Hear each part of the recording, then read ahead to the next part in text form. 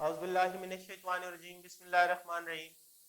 वालेकुम dear students, आज जो हमारा टॉपिक है वो है फर्मेंटेशन। फर्मेंटेशन क्या है?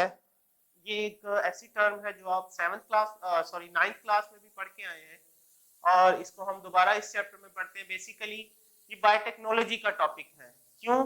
क्योंकि इसमें माइक्रो ऑर्गेनिज्म इन्वॉल्व होते हैं और जैसे कि हमें पता है कि बायोटेक्नोलॉजी के जितने भी एप्लीकेशंस हैं या बायोटेक्नोलॉजी के जितने प्रिंसिपल्स हैं उसमें माइक्रो ऑर्गेनिज्म का इन्वॉल्व होना बेहद जरूरी है।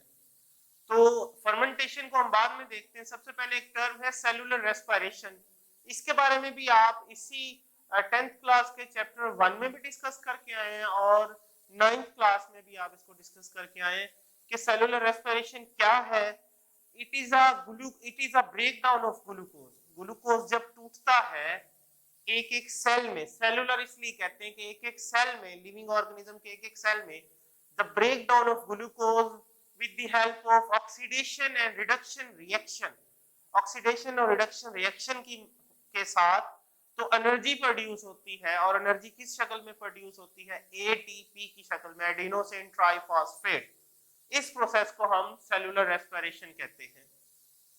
अब फर्मेंटेशन क्या है? सिंपली आपने ये कहना है कि इनकम्प्लीट ब्रेकडाउन ऑफ ग्लूकोज, कि अगर कंप्लीट ग्लूकोज ब्रेक डाउन करेगा तो एटीपी प्रोड्यूस होगी, लेकिन जब इनकम्प्लीट ऑक्सीडेशन रिडक्शन रिएक्शन होंगे ग्लूकोज के तो एक तो या तो एनर्जी पैदा नहीं होगी, अगर होगी तो बहुत थोड़ी होगी, और साथ ही साथ एनर्जी के अलावा और एनर्जी नहीं बनेगी जबकि और कुछ प्रोडक्ट्स बनेंगे और ये और प्रोडक्ट्स बनना ही फर्मेंटेशन को एक यूनिक रिएक्शन बनाता है।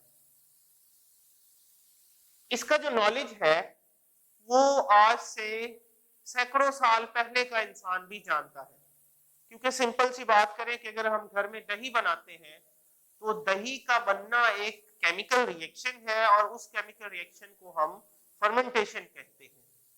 इसीलिए आप अंदाजा कर लें कि इस तरह के रिएक्शन या जैसे अचार का बनना है तो ये एक केमिकल रिएक्शन है और इसे हजारों सालों से लोग कर रहे हैं अपने डोमेस्टिक लेवल पर, घरेलू सतह पर। 1857 में लुइस पास्चर साइंटिस्ट था, उसने अपनी साइंटिफिक कम्युनिटी को ये कन्विंस करवाया था, ये बात मुत्तफिक हो गई थी कि जो फर्मेंटेशन है वो एक माइक्रोबियल एक्टिविटी है, कि फर्मेंटेशन एक माइक्रो ऑर्गेनिज्म, किसी न किसी माइक्रो ऑर्गेनिज्म की वजह से होता है। और जिस तरह का माइक्रो ऑर्गेनिज्म इन्वॉल्व होगा फर्मेंटेशन में वैसी ही आगे से प्रोडक्ट बनेंगे। मींस माइक्रो ऑर्गेनिज्म कोई बैक्टीरिया हो सकता है, माइक्रो ऑर्गेनिज्म कोई फंजाई भी हो सकती है, और फिर बैक्टीरिया की आगे डिफरेंट टाइप्स हो सकती हैं, फंजाई की आगे डिफरेंट टाइप्स हो सकती हैं।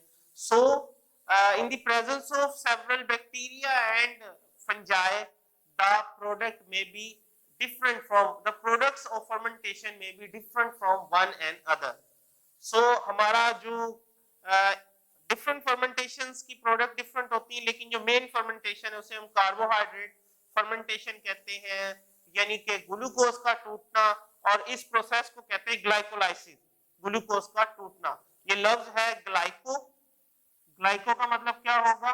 ग्लूकोज, एंड लाइसिस का मतलब क्या होगा? Break down.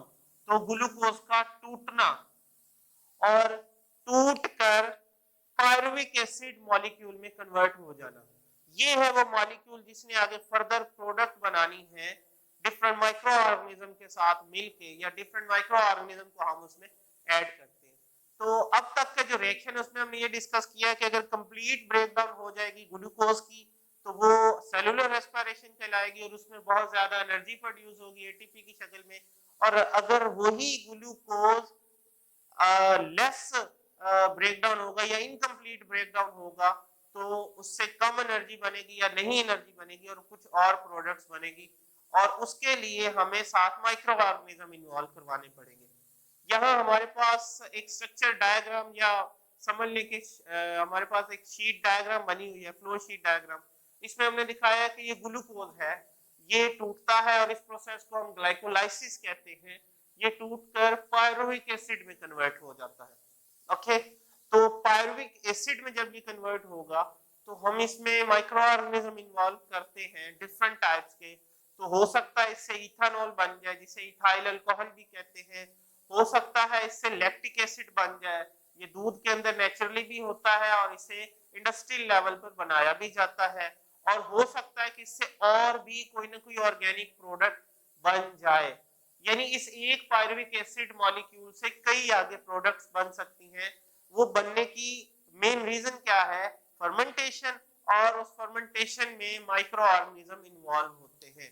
तो ये है आज का हमारा लेक्चर जिसमें हमने फर्मेंटेशन के बारे में पढ़ा है कि जब ग्लूकोज की इनकम्प्लीट ब्रेकडाउन करते हैं तो उससे हमें डिफरेंट प्रोडक्ट्स हासिल होती हैं और ये reaction in the presence of micro organism होता है। उम्मीद करता हूँ आज का लेक्चर आपको अच्छे से समझ में आया होगा। हम इंशाल्लाह अपनी नेक्स्ट वीडियो में नेक्स्ट लेक्चर को डिस्कस करेंगे। तब तक के लिए अपना ख्याल रखिएगा। अल्लाह हाफिज।